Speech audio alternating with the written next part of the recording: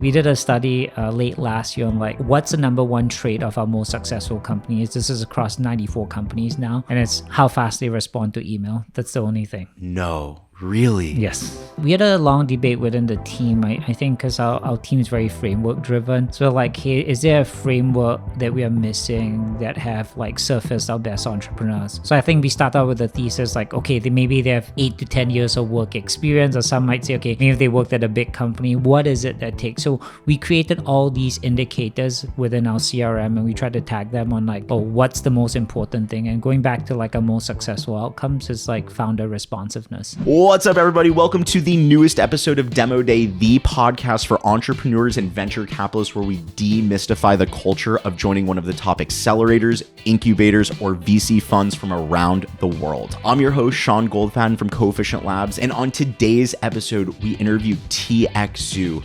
co-founder and managing partner at Fika Ventures. Let's get into Demo Day.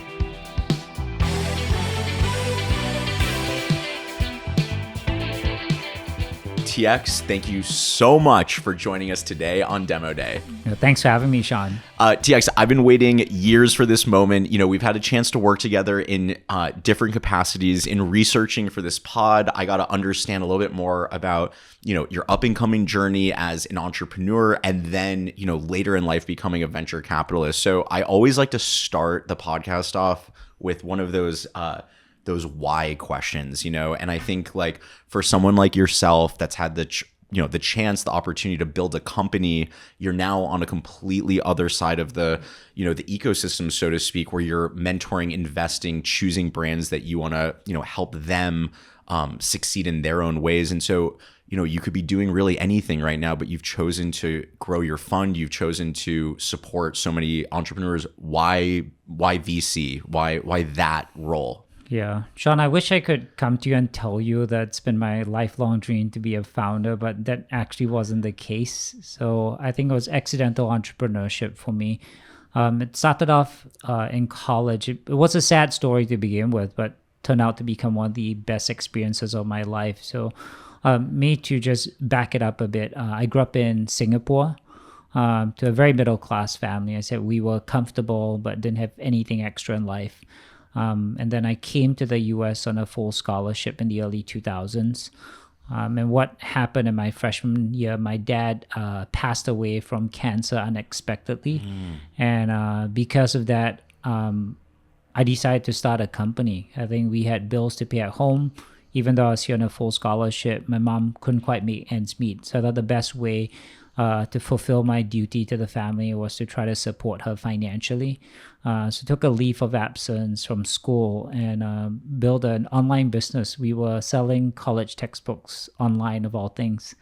Had an equal partner in the business. We grew it over the course of about 3-4 years and got it to past 20 million revenue. And had a great exit thereafter. I think one would consider it small in today's terms, but I consider it great not just from the actual value that we got out of it, but it gave me the financial freedom to support my family and think about what I wanted to do next in life. There's a funny part of that story. I remember you saying something like you and your partner were kind of planning and plotting what's going to be our exit and how much are we looking for, and you had this number in your head, and then you want to tell kind of how the rest of that story played out. It's pretty embarrassing. Maybe this is not advice I should give entrepreneurs. Maybe I'm not qualified to be a VC, but my wife jokes this is the 15 seconds in my life where I've lost the most amount of money. But the story is as such, though, because I think when we were in year 3 of running the company, we knew that we weren't the right people to take it all the way, and we got approached by a buyer to buy us out, and we knew this probably 3 to 4 weeks in advance. They said, hey, we're a mid-market private equity fund, come to our offices and we'll give you an offer. So given this would be life-changing for my business partner and I, we strategize every weekend. We'll meet up, we'll role play and say, okay, we'll agree to this number. Anything less, we should just storm out of the room and say no. And I think it's a classic case of stage fright or being shocked by the number. I don't know what you want to call it. But when we stepped in the room with these private equity executives and they threw out a number which was 30% lower than what both of us said we would agree to, both of us said yes at the very same moment. So that was my embarrassing story about negotiation, which I've learned to fix over the years. Now, I think that it's easy to jump right to the success, growing a tens of millions of dollars in revenue, but it's almost discounting like the sleepless nights, the lack of, like in your particular case, like even that father figure of like, you should do it, you shouldn't do that. You were kind of like on your own in this country trying to figure things out. Can you almost like bring us back a little bit on, even before college, what was life like growing up in Singapore? Was it very, were your parents very tech forward? Were they very education? Did entrepreneurship ever even come into your mindset, or was it only later on that you were able to connect those dots? Yeah, that's a good question, Sean. I think in Singapore, again, some history of Singapore, we've become known as a financial hub for the world just because we have very few natural resources. So everyone's trained to be in the service industry. So either you're a finance person, you're a lawyer, you're a doctor, or an engineer. That's the way you succeed in life. So these kind of the strong focus on professional jobs was kind of, I would say, forced upon us throughout our schooling years. And this was the definition of success. So I didn't really contemplate being an entrepreneur. But once I got to that crossroads in life, I was like, hey, even going back to these professions, one, I have to finish college. And two, I would have to kind of work for 5 to 10 years before I could plug this gap financially. And that's just not going to work. So it was a leap of faith I took, very against kind of what I believed in. Yeah. And I felt extremely uncomfortable at that point.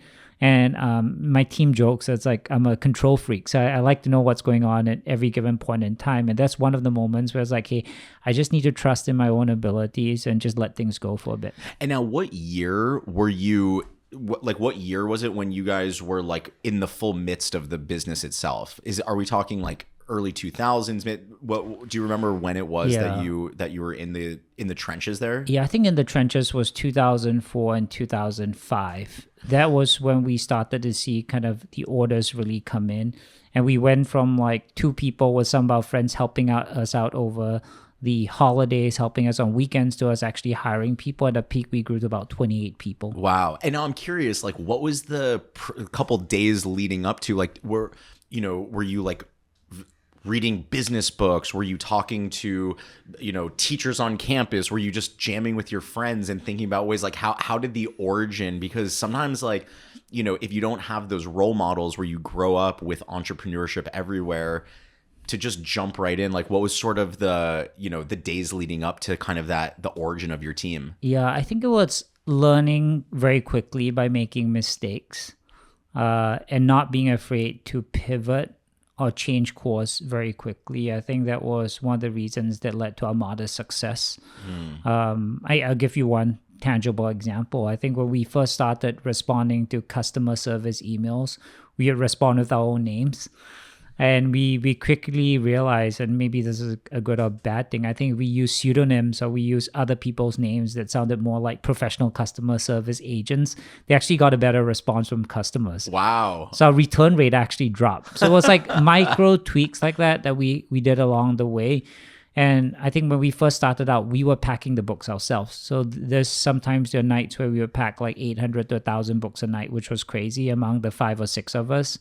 But we soon realized that, hey, this is just not scalable. So we're making tweaks very quickly, and that allowed us to succeed. So I wish we had some form of mentorship, and maybe I'll put a pin on that, which talks about like why I'm kind of in venture these days. I think it's to fix a lot of the experiences I had. Maybe fix is not the right word, but actually to share some of these experiences that we had so that entrepreneurs don't have to go through the same tough journey that we had to.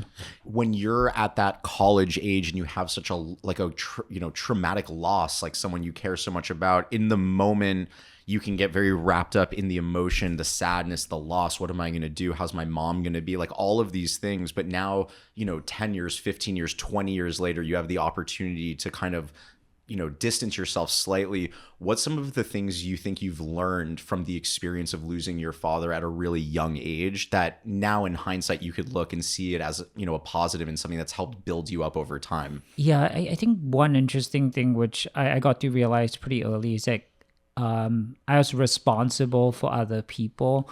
And sometimes as a founder, you forget that taking venture capital money is pretty easy. But if you think about the people who are impacted by the decisions you make, they're your employees at the company. They are people who have entrusted money to that VC. And I think I had the benefit of realizing that what I did on a day-to-day basis would impact my family back in Singapore. So I think having kind of a focus that was greater than just kind of focusing on what I wanted to do personally really drove me to achieve things that I'm not sure I would have been able to do it on my own. Yeah. Wow.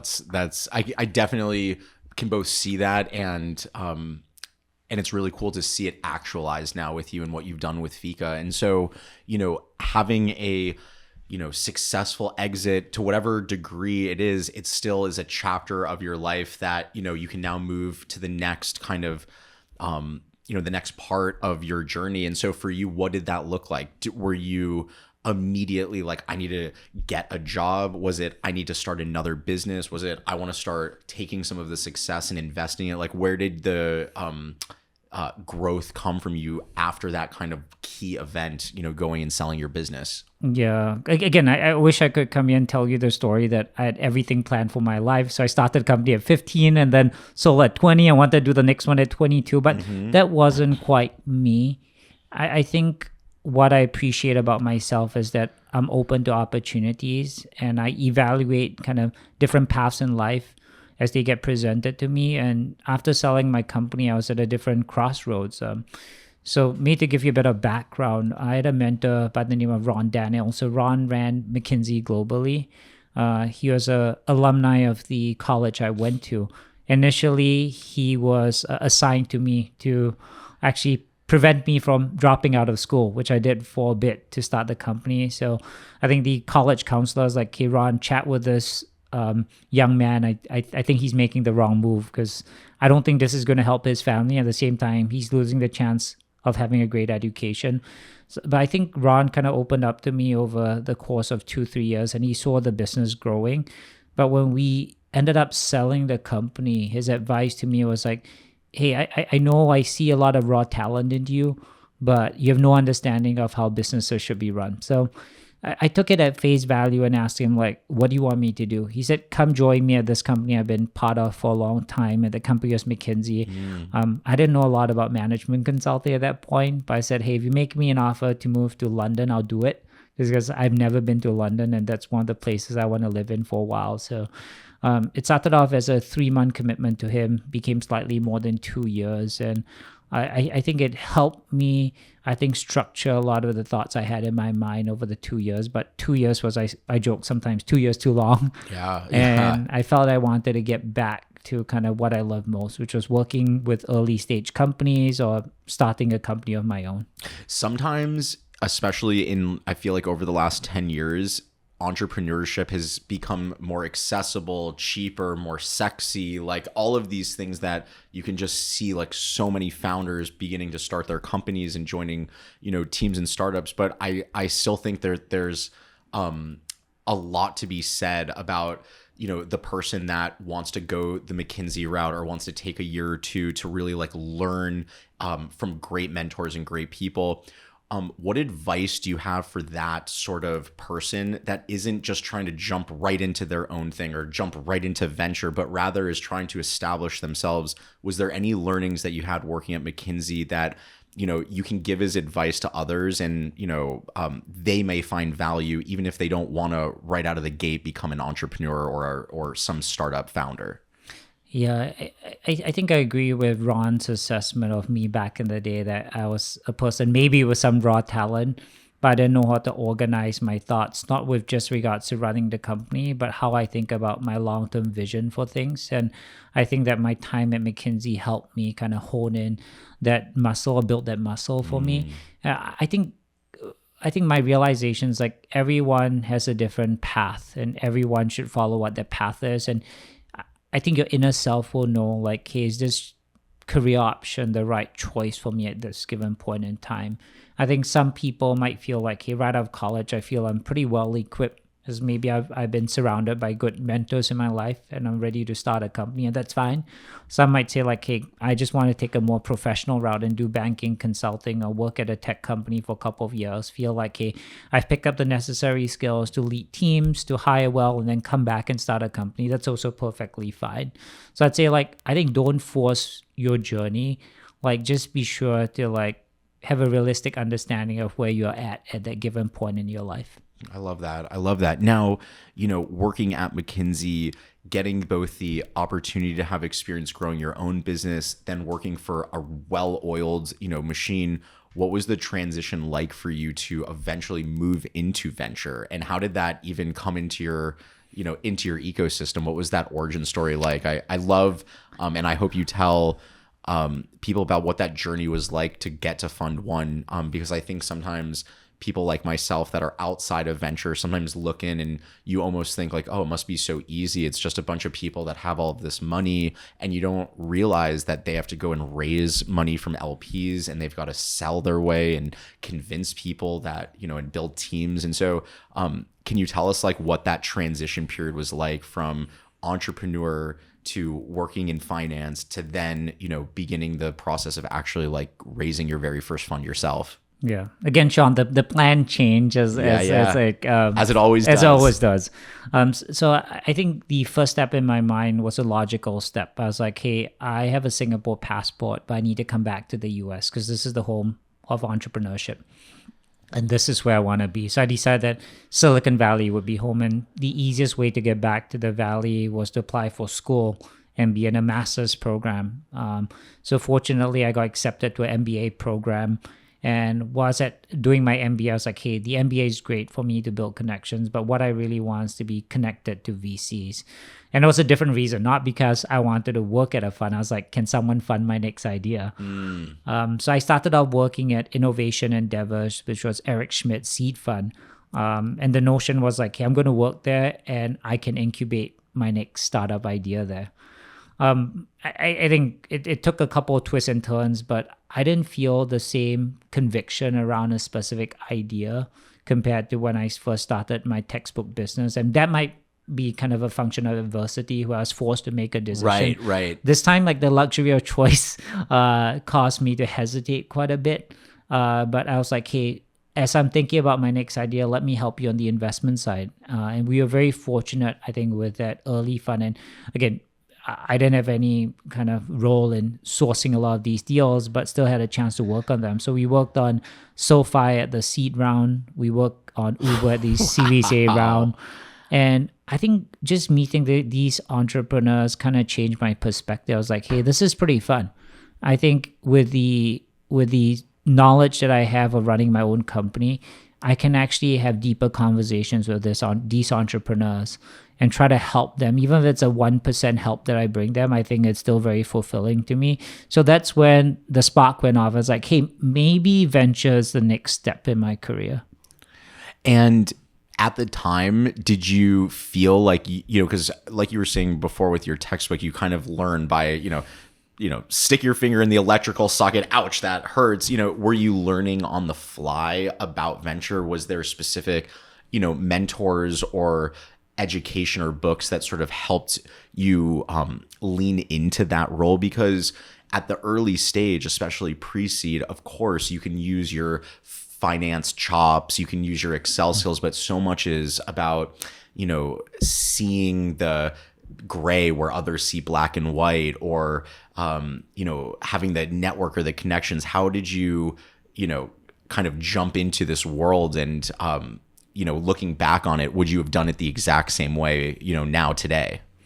Yeah, I was very, very lucky. I think working at Eric Schmidt's seed fund, I think given his role at Google, just opened up a lot of doors in terms of people who wanted to be in our extended network. So the people I was interacting with were very successful entrepreneurs who offered time to the fund, not only to sit in pitches, but also to support existing portfolio companies. So very quickly, I was able to watch what they're doing and learn from the best. So I felt that was a very important experience I had to think about kind of my venture career.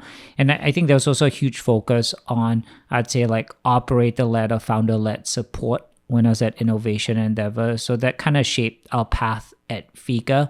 Whereas we think about our role, we don't only want to be capital providers, but we want to play an active role in being involved with the company's growth. So I think that experience at Innovation Endeavors really helped me kind of think about how I wanted to do venture personally. And again, I was able to short circuit a lot of growth within a short amount of time just because of the access to people that we had. When it comes to investing in companies or investing in startups, obviously, like as you have your own fund, you get to choose, how you want to do it, what methodology, use your own intuition. You get the bigger seat at the table. But when you are so early in your career, you're like this sponge that you just get to learn, like you said, from other people, and knowing that, helping the founders, being not just capital, but a resource for them.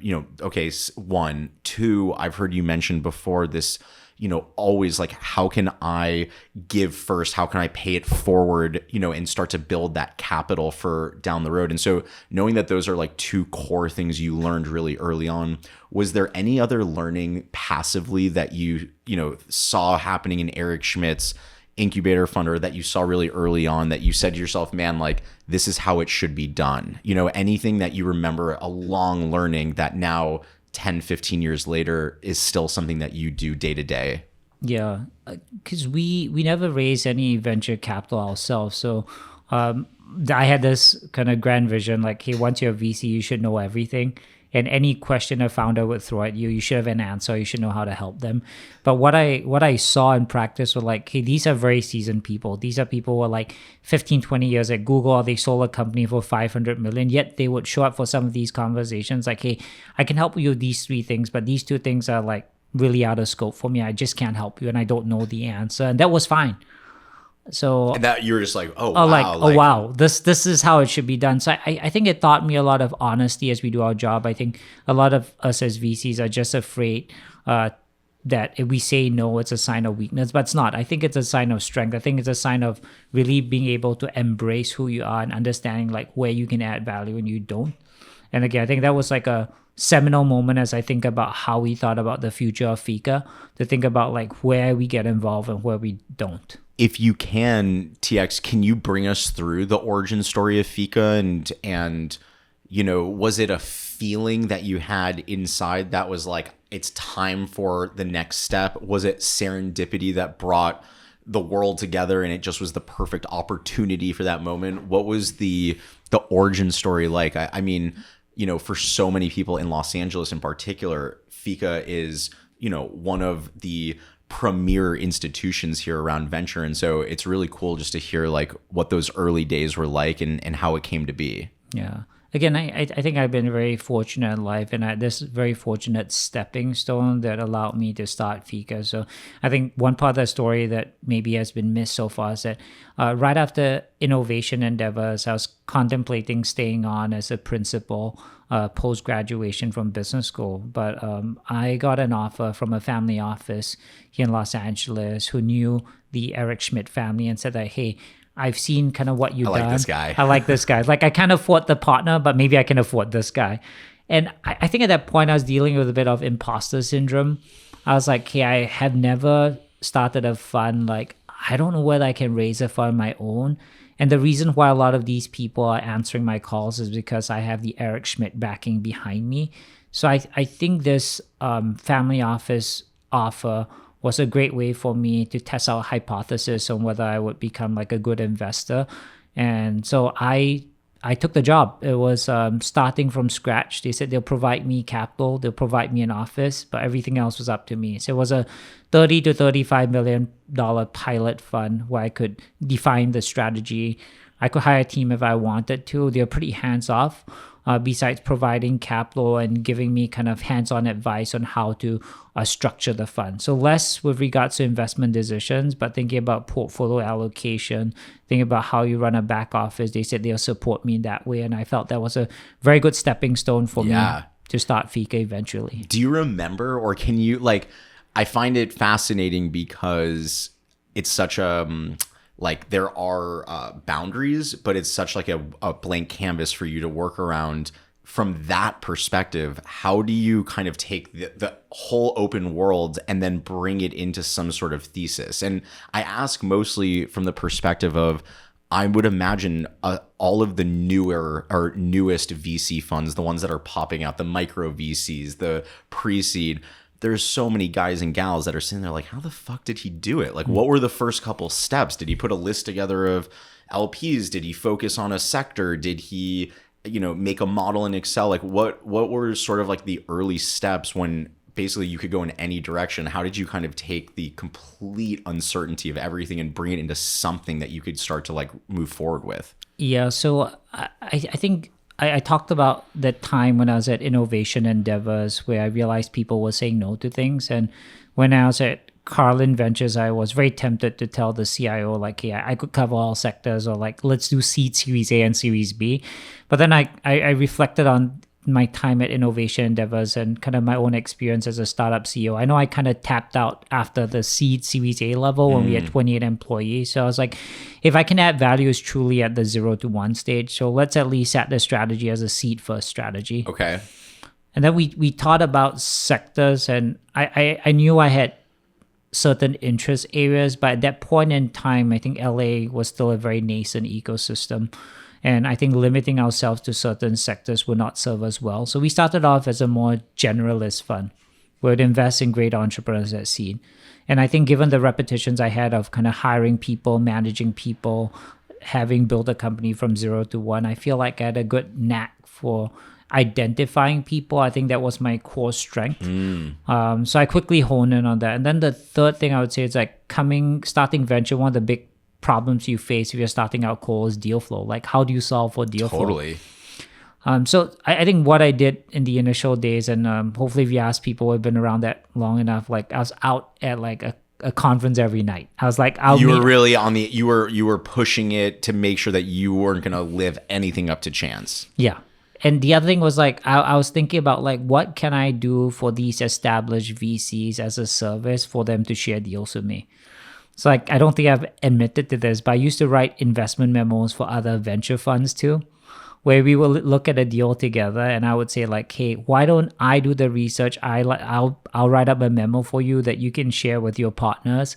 My only ask is if you do the deal, like let me in for a small allocation. And the knowledge that you were adding value, you weren't asking for anything, was an opportunity to open doors that you like created your own luck. You didn't wait for someone to say, hey, do you want to come in this deal? Like, you made it happen for yourself. And was there any takeaway from that? When you've got your nephew or your niece coming in and saying, Uncle TX, I want to do what you did. Is that your kind of North Star, is get in, start producing work, and value at no cost, and like that's the way? Or do you feel like would you do it the exact same way again if you were starting tomorrow? Is that the same playbook you'd use for yourself? Yeah, I'm not sure whether that strategy works. I would say like we had an outbound first strategy. That's how the way I think about it. I think this was back in 2012. So venture, I joke at that point, was still an ivory tower game where entrepreneurs would need to show up to an office. You had a big kind of table and sit around partners and you make your pitch. And I was probably one of the few VCs at that point where it's like, hey, I'll come to your office. If you want to meet in Santa Monica, you want to meet at a Coffee Bean, I'll be there. Or if you want me to fly to San Francisco and meet you on a Sunday night, let's do it. And I think taking the meeting to the entrepreneur, I think it showed sincerity, and it showed like, hey, this guy's hustling as hard as we are. He really understands entrepreneurship and what it takes to be a founder. So a lot of entrepreneurs and I feel we bonded that way. So I think they shouldn't have chose our capital. But I think because of the effort we are putting in, some people decide to take chances on us. So I think thinking to the context of people today, I think entrepreneurs like to see kind of commonalities or see similar traits with the VCs they're working with. So if you can show them empathy, you can show them hustle, I think that goes a long way for them. As far as, the transitions that you had, right? You were at, what was the name again of the Endeavor? Innovation Endeavor. Innovation Endeavor. And then Carlin Ventures had a part in your journey. What was the next step like for you? I'm a person who, I don't know, I always like to disrupt the status quo. I like to make things uncomfortable for myself. So I felt at Carlin, it was a very, very comfortable platform that we had. I think the only constraint is that they always wanted to keep the strategy internal. So what that meant is like, hey, we don't want a lot of branding just because this is a family. No podcasts. And they're like, hey, we don't want to grow the fund size because this feels right to us just based on our overall assets under management. And I felt I wanted something slightly different. And I also wanted a platform where over time we could bring in more partners so that the Fika name would live beyond kind of any single partner at the firm. So that was, I think I did my time at Carlin, it was like 4.5 years in, and I had a frank conversation with the CIO. I was like, hey, look, we've got good returns, we've got a good brand name. Like, I think I want to branch off and do my thing.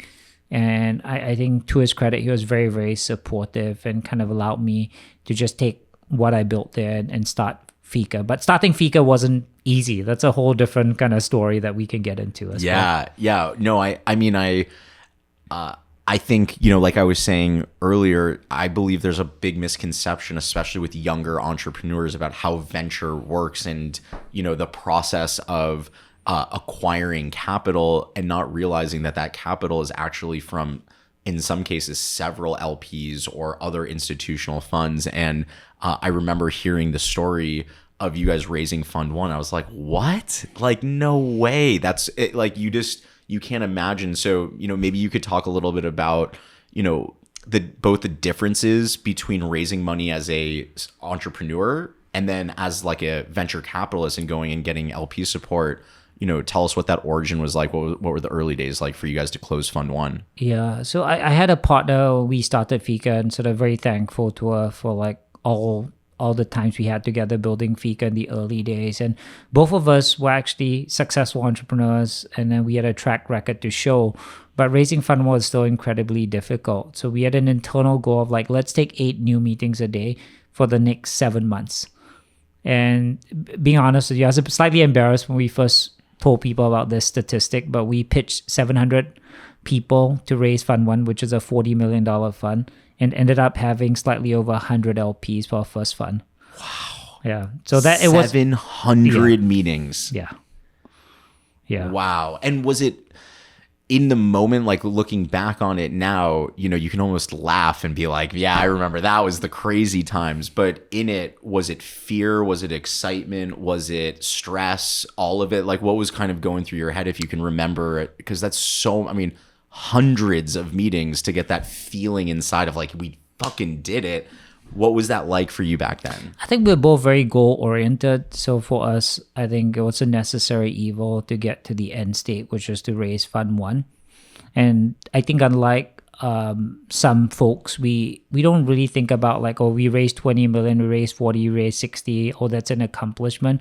I think it's a means to an end. Like, do we have enough money to get us in business and do what we want to do? So for us, it was less about the headline numbers, like how successful was this raise, but like, just can we get it done so that we're in business? And I think with that mentality, it was much easier. We didn't really care whether like people would laugh at us, whether we took 100 meetings, 200 or 700. We just knew that we had to get it done. Yeah. And there was a lot of no's. There was a lot of kissing frogs, a lot of people who, even with track records and us being entrepreneurs, were still very skeptical. And that's a very different time. I think now a lot of LPs have opened up to LA as an ecosystem. But back then, I think there's healthy skepticism on whether LA would actually have the type of outcomes that we see today. And knowing that you were coming from more of a generalist mentality, did Fika at that point, say, we got to focus on this, and this? Did you stay very open? And, how did the framework change of the types of startups you were looking at, the types of founders you were looking at? What became the quote unquote like methodology of early Fika? I think it was shaped by our combined experiences. Like I think both of us ran our own companies, and with my consulting background, I think we are more data driven in terms of our approach to evaluating companies. Even though we had a good knack of identifying talent, I think for us it had to be backed up by good data. And I think we decided that for B2B businesses, it was more predictable. Like, not to say that consumer businesses are any worse than B2B businesses, but we felt like, hey, the trend lines are more predictable. Like, a B2B business gets to a certain point, it means that there are more opportunities to grow from there on. Well, consumer, we still weren't sure. So I think with that lens, we decided like, hey, let's take a swing at focusing more on B2B companies. And that was what Fika was focused on. And then we also realized that, hey, we're coming in as a newer brand, so we should think about underserved verticals, especially in LA, where the traditional VCs have not like kind of completely covered them from a coverage standpoint, and there would still be white space for us to look at certain companies. So we chose B2B and set up roots here in Southern California. So back in the day, we're looking at construction, we're looking at manufacturing, we're looking at payments infrastructure, which I think today have all matured as sub-verticals within Los Angeles. But back then, it was a bit of the Wild Wild West. There were only like 2-3 people building in each sector, and we're very excited to be part of some of these companies. When it came to quote unquote seeing the green flags, like the types of people you want to invest in, you mentioned earlier that, one of your superpowers is kind of that feeling, that, that intuition.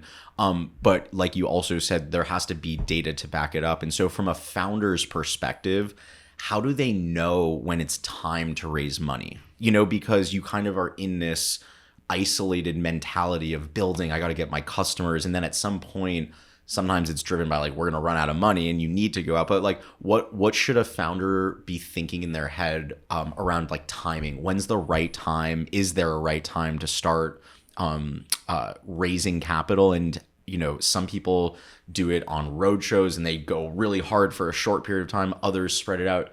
What are your thoughts from a founder's perspective on how they should be thinking about the readiness to go out and get funding? Yeah. I think when capital is your main constraint to unlocking growth for your company, that's when you should think about fundraising. And I think there are different moments in time where even for companies that we've backed, they're probably like 9 to 12 months after you fundraise where like, hey, I need to focus on operations. I have enough capital in the bank to execute. Now it's just about hiring the right people, ensuring that we are doing what we said in our playbooks. And then it comes another period in time where like, okay, I'm ready to hire 20 more people because now we have a good cohort of sales executives graduating. And that's when you should consider raising capital. Again, I keep referring back to the same analogy, but capital is a means to an end. So I think for entrepreneurs, think about like how capital could accelerate your business in a meaningful way. It's not about giving you a buffer. It's not being about like keeping you in business. Some companies are just naturally meant to go out of business at certain points in time. So I think that's what an entrepreneur should think about. And I think on a broader level, like venture is not the solution to everything. So some business operate better without venture capital. And we've said that to a lot of entrepreneurs, like, hey, you're running a great business. This is more of a cash cow. I don't think you see exponential growth, but you could get an exit for $200-300 million in the next couple of years. And the last thing I want you to do is take on dilutive venture capital when you know what you're doing. That is something I found to be interesting too, that sometimes what seems to be like a monumental win for a founder is not even it's a nothing burger in some cases to the VC because of, the returns they're looking to get and how they've set their fund up.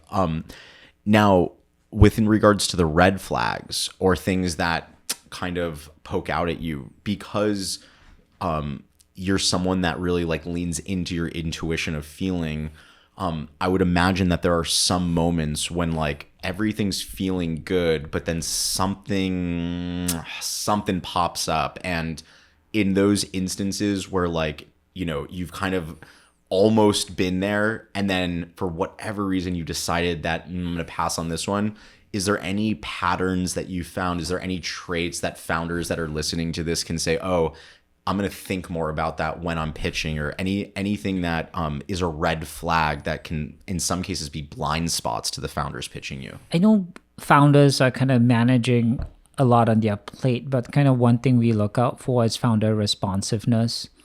We think about how dedicated are you to building this company. If you're fundraising, this is probably one of your top 3 priorities. So if you're not that responsive to a VC, if we ask you questions, You mean literally like I send an email.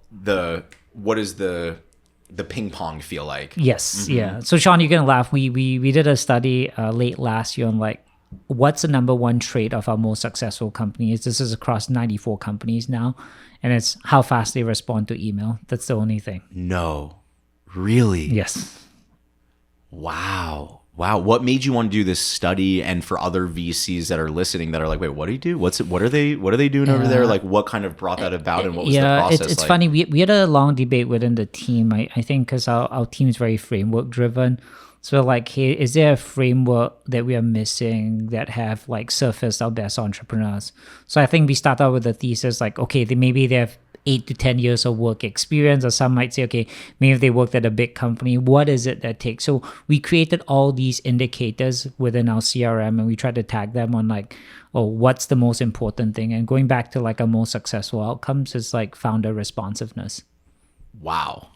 Because it spans to how they respond to employees, and how they respond to customers, investors, and wow, that's a really, really interesting learning to take away from. Is that something that gets brought up in conversations, or it's more of something like you keep it in your back pocket and just kind of see, It's more of the latter. We keep it in our back pocket. Mm-hmm. To what you said, it's like sometimes a company looks so good, but the founder takes 5 or 6 days to get back to us.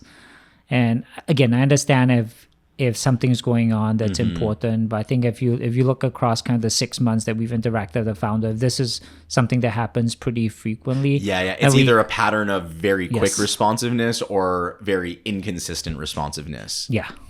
Wow, I've never heard that before, but it makes a lot of sense.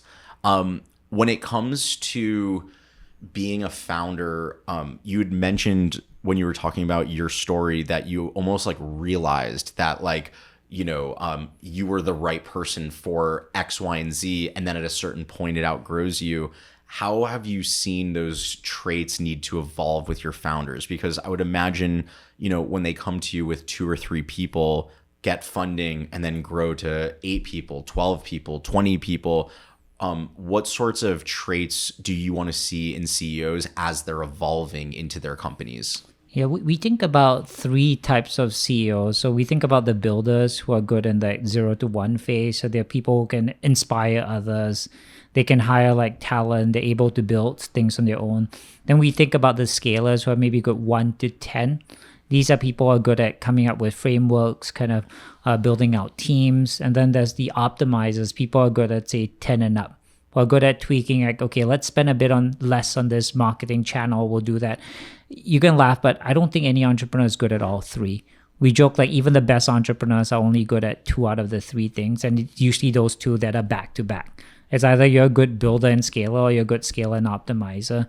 And I think the best entrepreneurs realize that. It's a very, very tough pill to swallow. I think my ego was on the line back when I was running my company. We're very slow growth the last year before we sold. And the problem's like I was a bit of a micromanager. I just couldn't delegate well. And I just couldn't entrust the team to make decisions. And some founders struggle with that. So I think the point being, it's like a lot of founders, I say, would be well served of having kind of a circle of founders maybe 1 or 2 stages later than them that they could go to for counsel and really give them a fair evaluation of where they stand on that spectrum. Because I think the sooner a founder realizes it, it's not about ego. It's not that you're incompetent. It's just that there's a better person to run a company at this particular stage, and that person might not be you. Yeah. But given you've owned so much of the company, and then a lot of the success is still attributable to you, that's success in itself. Yeah. Now, when you have, like, I feel like pitches have evolved so much in the last, what you were talking about, like early days LA to now. What do you want to see in the pitches? How do they stand out, like with so much inbound and so much competition and so much there's just so much noise, I guess. What do you want to see in founders in the pitches that allows them to stand out? I think first, it's very important that you spend a lot of time researching the industry or space that you're building a company in. So I think the more tangible kind of customer viewpoints and perspectives to say like, hey, I've spoken to 40 customers and here are the unique insights which I've learned that weren't intuitive to most people.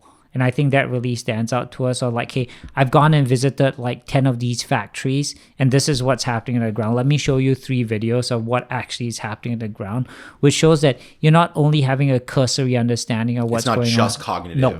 Right. Yeah. That you've actually taken the effort and have a deeper understanding than I'd say like 90% of your peers who are trying to build something in this space. Yeah, it is interesting. I mean, people say it and it's often almost misstated, but like going that extra mile, like it really makes you stand out if you're willing to just do a little bit more on that front, especially being in person. And are you seeing that now, even like, I would say from COVID onward, pitching, like you said, used to be in the ivory tower, you'd have to go in person. Are you seeing that your, most exciting future investments are making that extra trip to come into the office or are, getting out of the building? Or do you feel like that, do you see that as almost being inefficient or not like, the old way of doing things? I think it's a combination of both. I think I'm very thankful for Zoom and kind of other video resources to help us, I think, have an initial filter as we look through deals. I think it's both ways, right? I think for entrepreneurs, quickly filtering out like VCs that would fit kind of what you're building and VCs who are like not that interested instead of you flying to like 5 different locations around the country. Yeah. But I think once you get to that final phase where you're trying to establish a relationship with that person or trying to get to an investment decision, I think it's very important to spend kind of that in-person time. I think one example, we invested in this procurement company probably a year and change ago. The founder actually brought us to a job site to look at how the materials were procured. And Wow. said like, I actually spoke to this guy, and everyone recognized him. And it's like, hey, he's been coming here like every single day and just asking us about our workflow. So that really showed us like tangibly like, hey, this person really got into the weeds to understand the pain points that the end customer was facing. When you have a pitch meeting and it goes amazing, it was like the person leaves and you're just like, wow, that was so great. As a venture capitalist, what do you want to see almost immediately after? Like, what's the best way for a founder to follow up when there is a phenomenal meeting? Is there anything like you want to see or that kind of keeps that romantic vibe going that you could give as a piece of advice to founders that are in their current fundraising process? I would say like stay on top of, usually a VC will tell you about kind of the few check boxes that he or she has in order to get to conviction. So I asked the founder to stay on top of it, or maybe ask the VCs like, hey, we had a great meeting. It sounds like we have a good kind of personal fit, but from an investment standpoint, what are you trying to validate and how can I help you validate these concerns or questions that you have? Sometimes just asking what the checks boxes are so that you have a better understanding of it. Yeah. And we feel like the best entrepreneurs do that. Sometimes they ask us like, what are the 3 questions you had? And I was like, hey, maybe I'm still worried about market size or competition. And the best ones would be like, hey, I've got a FAQ document that I'm just going to send you tonight that answers all your questions. Like, oh my gosh, this saves me like 2-3 weeks of work. And it also shows that, hey, you've done a lot of research on the space. And I feel like with this in mind, I can entrust you with capital to build a good business. What about the other side of the coin? Sometimes, you're a founder and you may have like the best idea and even the best execution, but in the moment, you're just off. It didn't go good. The vibe didn't go good. The VC maybe says right then and there, I think this is going to be a pass for us. Or you say to a founder, we're not the right fit. What's the best way a founder can take that and then turn it into something good in the future? I think a lot of founders kind of take feedback very personally, and at a certain level, like I think initially when LP said no to us, I felt it was a personal attack on me. And then I started to use each experience as a learning experience for me. So I think with ones that I felt a bit more comfortable with, I asked them like, hey, why didn't my pitch resonate with you? And I think a founder could do a lot. A lot of founders just would would just forget about it when a VC passes on them.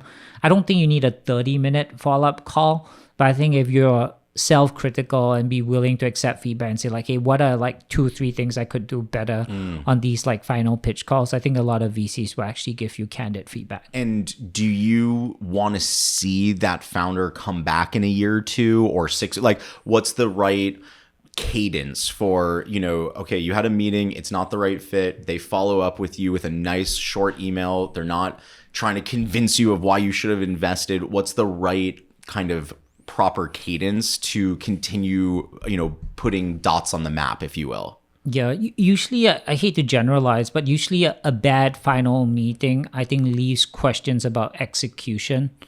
Like, do we really think this founder can execute well? And I think if a founder comes back as like, hey, I know it's not a good fit for you, but like, what are 3 milestones you think I could hit that would make this interesting for you again? I love that, because then it puts there at least you get the feedback of the goal, but then it's on me to go and hit that goal. Yeah. And it's not like they took this away from me or they don't get it. I think that's a really cool way to flip that framework and, put the onus back on yourself to go and make it happen.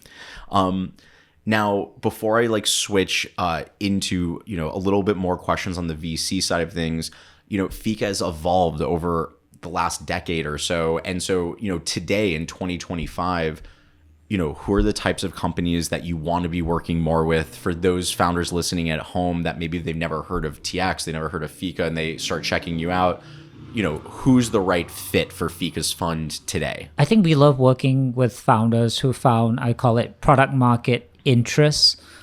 So people have come up with an idea and customers love what they're building, but to translate kind of more of a MVP into a full-fledged product and to do it in a scalable way, if that's where they need help, this is where like Fika would love to step in. That's awesome. Now, switching gears over onto the VC side of things, kind of growing your very first fund, that's obviously like the hardest part, but sometimes I've heard that sometimes getting follow-on funds can be even more difficult, because as a founder, it's almost like a badge of honor if you grow a company, you sell it, or you go out of business, and then you come back triumphantly and you do it again, and like that resilience.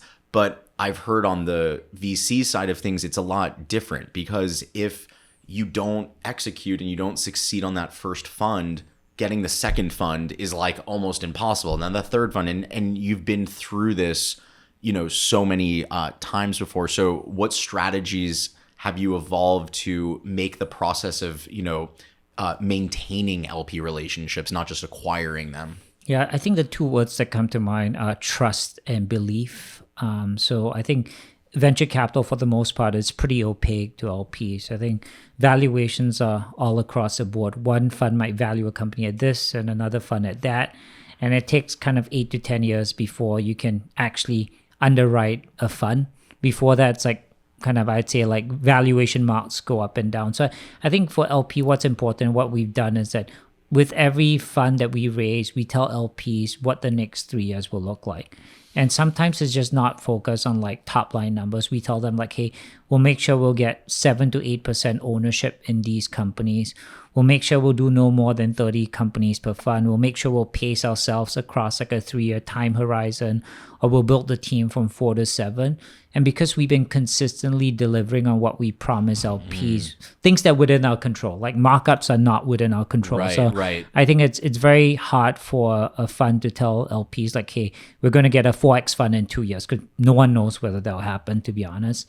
But we tell LPs things like, hey, if there's ever an opportunity where we're like 10, 20 times in the money, we'll take some chips off the table to return capital to you. That's a strategy we can promise and execute on. So I think we've been very diligent about telling LPs what we can do and delivering on these promises, which has bred a lot of trust among our LPs. That's so interesting and cool you said that, because sometimes the feedback loops are so long in VC that if you can come with metrics like what you're talking about, you can shorten that feedback. Oh, they said they were going to do this and then they did it. Oh, they said they were going to do this and then they did it. And that makes like the longer term so much, more attainable. And I think for anyone listening, it's such a great piece of advice and feedback because the nature of VC is so long. And so you need to find ways to make shorter feedback loops happen to build that trust if you're a new VC and no one knows who you are. You talked a lot about how you guys love frameworks. Have you developed any frameworks for yourself in hiring, like bringing new people on your team? You've gone through the process of growing a startup on the entrepreneurship side. There's still a lot of similarities in building teams around venture. Any frameworks, whether for yourself or that you try to mentor other startup founders in as they're starting to build their early teams? Yeah, this is unique to Fika, and also because I think we are very close to terminal size as a team. But I think terminal size? Terminal size. We're not going to grow like to a 30, 40 people. I think we'll always stay in that like 10 to 15 person range in terms of team size. And I think because of that, we want to ensure there's consistency among the team. Like whoever you deal with, I think we've heard too many horror stories where we deal with one partner at a fund, it's very different than another partner. Or they'll give you advice and another person will come along and tell you a completely different thing. So for us, we want to make sure that entrepreneurs get a very consistent experience with Fika. So how we put that into practice is a very strong apprenticeship model now that we have at Fika. So I think for better or worse, all our partners, I think going forward will be likely promoted internally. So people have to spend, I'd say like 2 to 5 years with Fika to really understand like the way we do things. And I think this is a culture that we all form together. So there's no one individual shaping that culture, but at least it's consistent and we can come across as a united team. So that's pretty important to us, and that's the framework that we use. So there are obviously gates that we have at every step of the journey within Fika, and there are internal check boxes we have. The same way we deal with LP is like, hey, it's not about like how well your deal has done, but have you won 3 deals head to head against another competitive VC? Have you done 5 things that a company would attribute to you as being helpful? So we use these small kind of benchmarks to evaluate whether a person's ready for the next stage as Fika, and we found that very helpful. So it's very objective, but at the same time, it ensures that everyone's at the same level when they have a certain title. When it comes to the traits that you want to see in junior VCs or junior teammates as they're growing, obviously responsiveness is a big one. What else are you wanting to see? What are some soft skills or hard skills that in today's world, like right now, makes a earlier kind of junior VC really stand out to someone like yourself, even though they may not have a decade of experience? Yeah, I think it's the ownership mentality. We talk about that at Fika a lot. I think a lot of junior VCs treat this as a job, but we're very fortunate that the junior team members we have at Fika truly embrace that Fika is theirs as well, and they go above and beyond the call of duty. It's not that you have to put in 100-hour weeks, but sometimes take that extra step to ensure that Fika will be successful. I think, like, hey, if you know that this is a hot deal, why don't you fly tomorrow instead of next week? And you can take the day off next week. We don't care. So I think it's just having the owner mindset, like, every success that Fika has is also your success.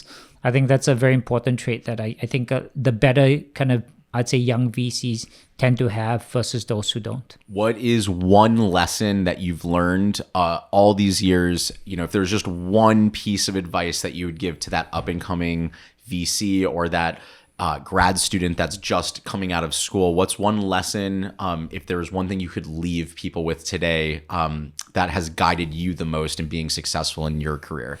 I think focus. I don't think you can boil the ocean. So pick sectors that you want to focus on, pick things you want to specialize in, kind of pick deeper relationships that you want to have. I think that these are attributes that have guided me towards success. And I feel a lot of the younger VCs or I think younger graduates could benefit from having this focus. TX, this has been an awesome episode. I'm so appreciative of you coming down here.